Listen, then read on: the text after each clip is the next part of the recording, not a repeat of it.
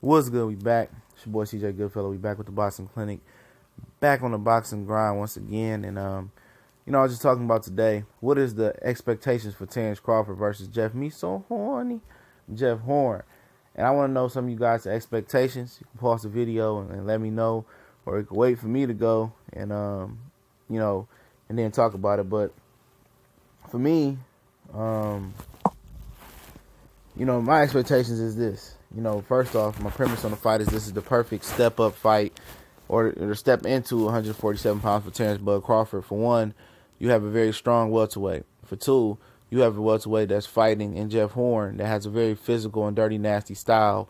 And that style and that smother type style and that pressure type style, it bothers a good boxer puncher like Terence Crawford, and I'll explain that a little bit later. Three, you got a very confident guy coming in, who's a solid puncher. I wouldn't say he's a big puncher, but he's a good puncher. He's way above average, and he's unorthodox. And my expectations for the fight is, I want to gauge Crawford's, I want to gauge Crawford's strength, his physical strength, to see how he deals with Jeff Horn on the inside. I kind of want to gauge his inside game. I haven't really seen him fight inside, like he's going to have to fight this fight.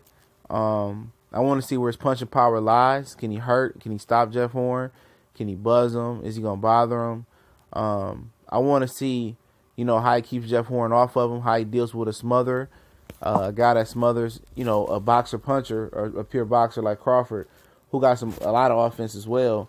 Usually, the boxer, the smother bothers the boxer. The boxer is harder for him to maintain a distance, and we know a good boxer puncher, a real pure boxer, likes to have that distance and like to keep you at that, that distance and good, had timing. Jeff Horn won't allow him to, get that distance and that timing that easy.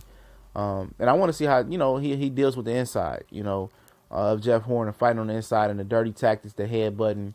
And I want to just gauge him overall. And that's my expectations, is to get a gauge for where Crawford is on this level. Because I haven't got a real gauge on Crawford, because everybody he's fought, he's literally been bigger than or more athletic than in Victor Postal. And he's never fought a guy that's aggressive as Jeff Horn and physically strong as Jeff Horn. Everybody he's faced with top rank so far, other than Victor Postal, has been physically bigger than him. I mean, he's been way physically bigger, longer, stronger than them. And this is going to be a guy that he faces that has,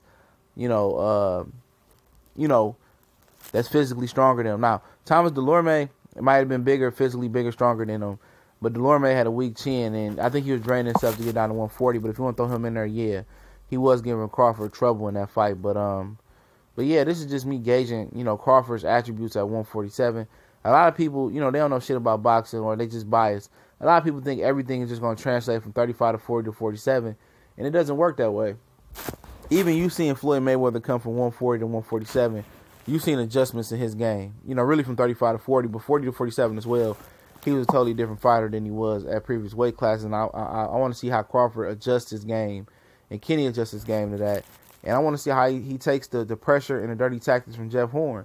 Now, if you go out there and dog walk Jeff Horn and just, pit bull him and maul him and beat the holy shit out of Jeff Horn, you can't take nothing away from him. He ready for the top welterweights.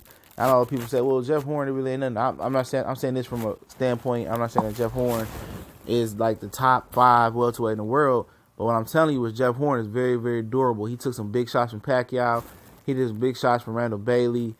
He got a good chin, and he's very physically strong, and he's a very awkward dude.